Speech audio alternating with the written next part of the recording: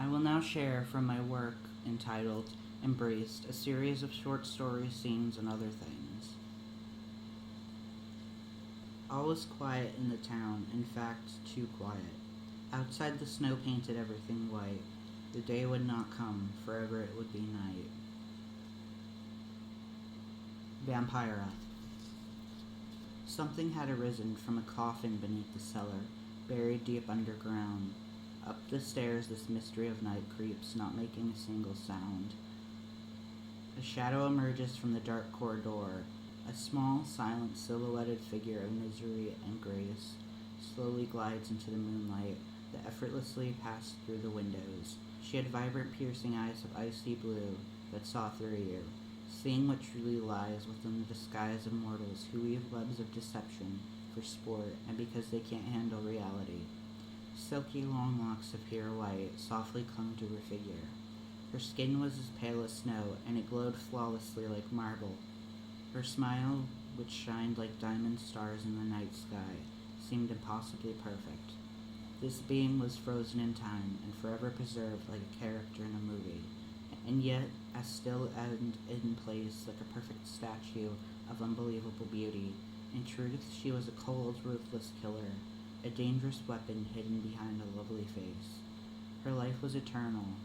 She could have everything she wanted except a companion.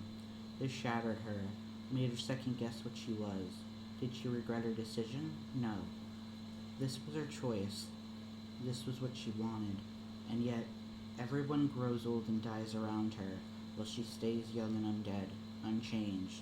She knows that she cannot get close to anyone. She is all alone in a world. She didn't realize that immortality had such a price. Untitled. "Hello, Lucy," said a voice of ice and fire. "Who are you?" I asked. It was pitch black, so everything was consumed by darkness. "You may call me what I am," he said, amused. I searched around for something in the dark. I wasn't quite sure what I was looking for. Then I felt hot breath on my neck. "You found me," I said with a smile he could probably see. "I'll always find you," he whispered in my ear. In the dark I could tell that he had red hazel eyes that would look muddy brown and ordinary to anyone else. His long bony fingers caressed my face.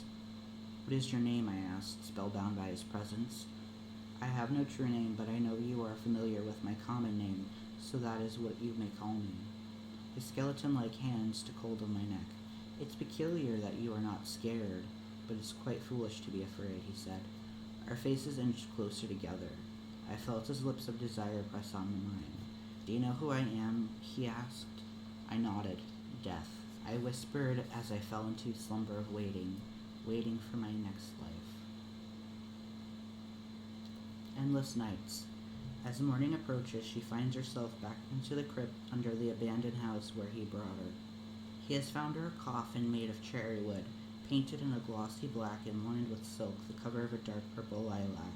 The coffin was already placed inside a freshly dug 6-foot-deep grave. Her eyes glanced across the plush feathered pillow, and she noticed a neatly folded note with the ink still drying. It read, "Goodbye. I bid you farewell, my everlasting beautiful wickedness." A single teardrop of red fell down her flawless face, changing her eyes from a fierce, bloodthirsty red to a blue of icy sorrow.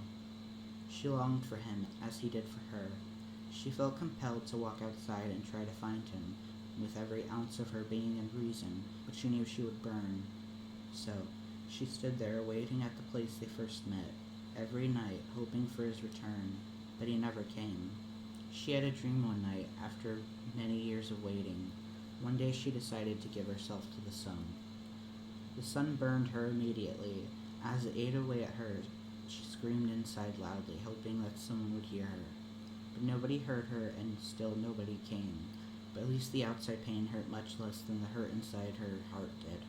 He arrived just seconds after her demise. He saw her ashes and wept until the sun came back, and he allowed it to take him too. Yes, indeed, it was far too late to save her, but it was just too late to save him as well. Yet, at least now they have each other in death, because they couldn't part from one another in life.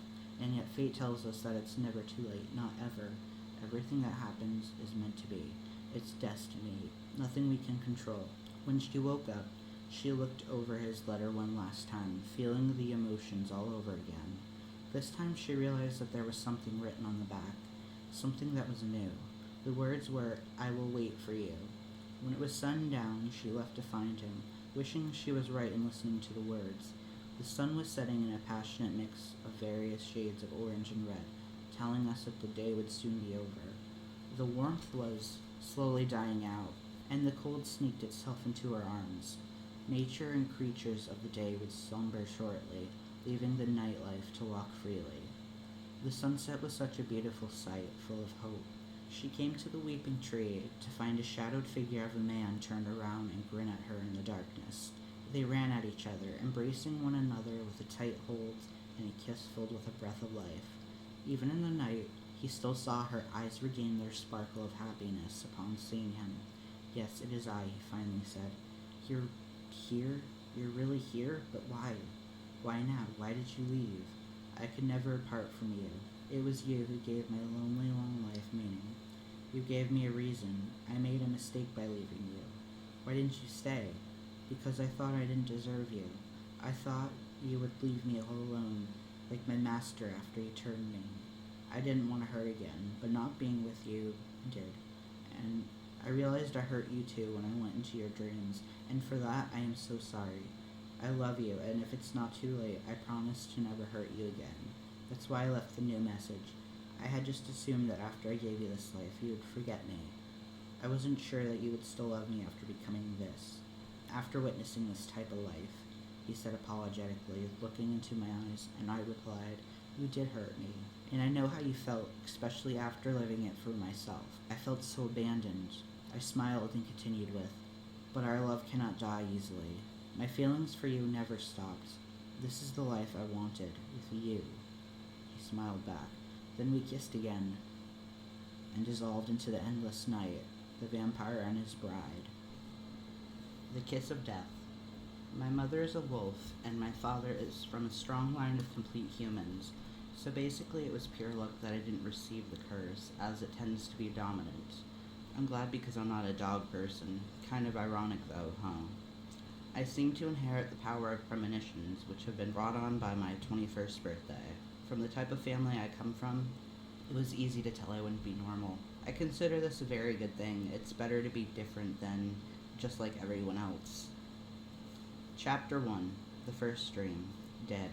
She was found dead in the bathtub, her lips purple and body as cold as ice. Her jet black hair turned frost white and water filled her lungs. Fear plastered on her face. Her wrists were slit, spilling almost all of her blood in the water, as well as dripping down the walls and off the side of the tub, mixing with muddy boot prints, trailing to the scene of the crime, leading to nowhere. Something obviously didn't add up. What could have scared her? The door was locked, so there was no way anyone could get in without being noticed. There were no signs of forced entry. The footprints started inside of the door and ended on the other side of the room, as if it were for show. No windows were in the room. She was all alone, and there was no weapon of any sorts that could have been able to inflict those wounds. The answer was clear. Voices. They tell people to do things in the middle of the night, such awful things. Sometimes they attack you in your dreams. Nobody knows where they came from or why they were here. But one thing is for sure. Once you start hearing the whispering voices, your days of sanity are numbered. It was something nobody could believe. It was something nobody would believe. Chapter 2. The Vision. Damn it! He set my alarm clock again. I pulled the pillow over my face, and the annoying ringing is still there. Ugh. I get up to turn it off so I can go back to sleep, but the clock wasn't there. "Are you up yet?" he asked from another room, I guessed. "Yes, just turn it off," I yelled back. He did. Ah, silence. I turn over and roll off the bed. Ouch, I groan. "Why are you on the floor?" he asked, laughing. "Because it's comfortable," I replied with a hiss. "You're not a morning person, are you?" "Clearly, that's probably why you moved that evil contraption." "Well, I didn't feel like buying you a new one again." "Who said I wanted one?" "Okay, that was one time. Actually, it was 5. No, actually, you can't count." He rolled his eyes. Real mature. "Exactly," I replied. "Coffee?" he asked as we entered the kitchen.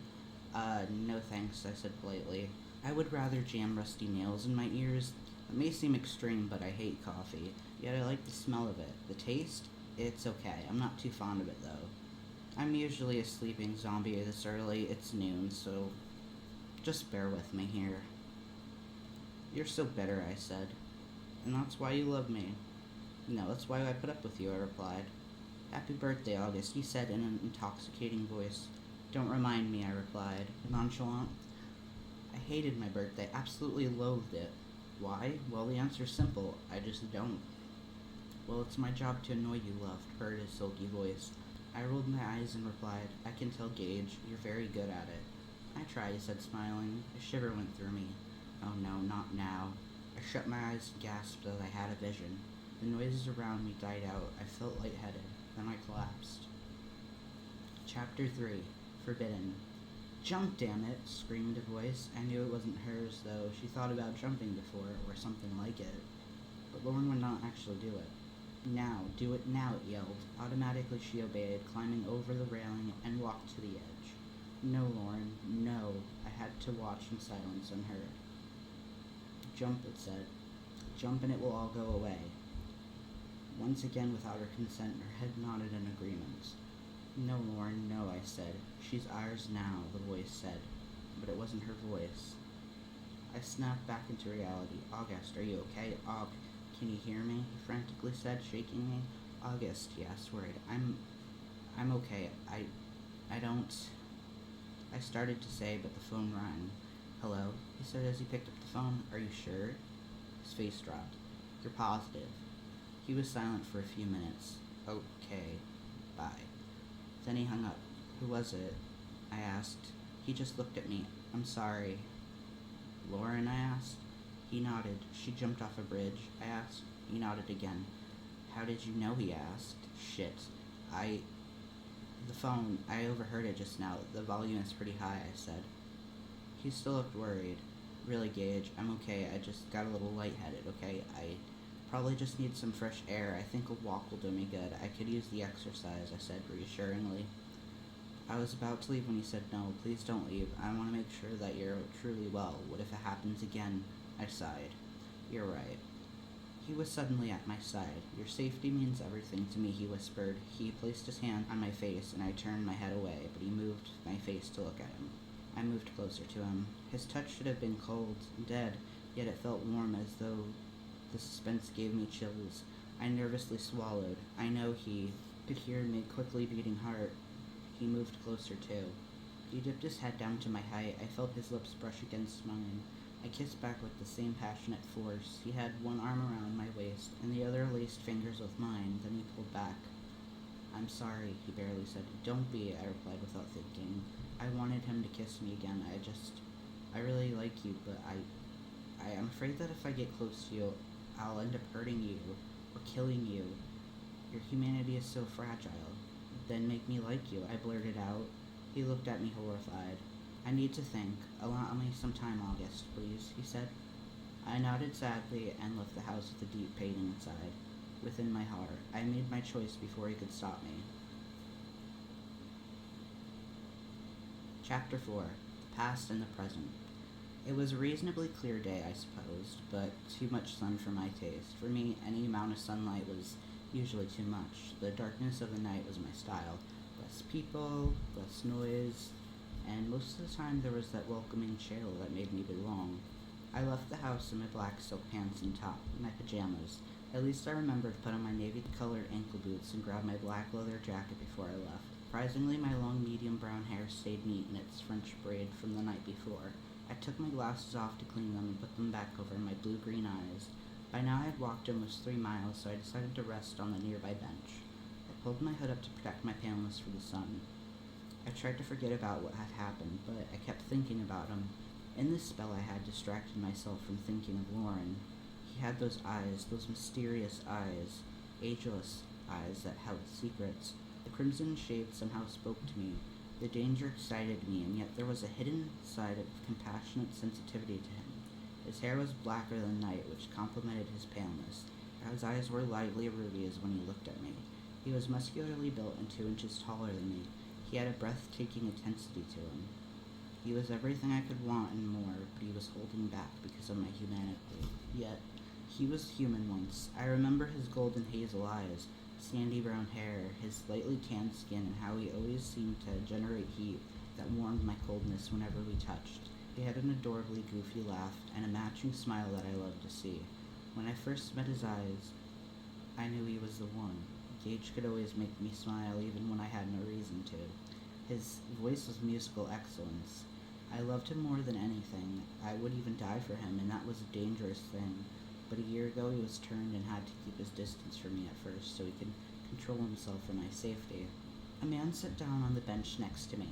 I was shocked when I saw what was on the cover of his newspaper. There was a picture of the girl who died in my dream. Apparently she had committed suicide in real life. Chapter 5. Forever.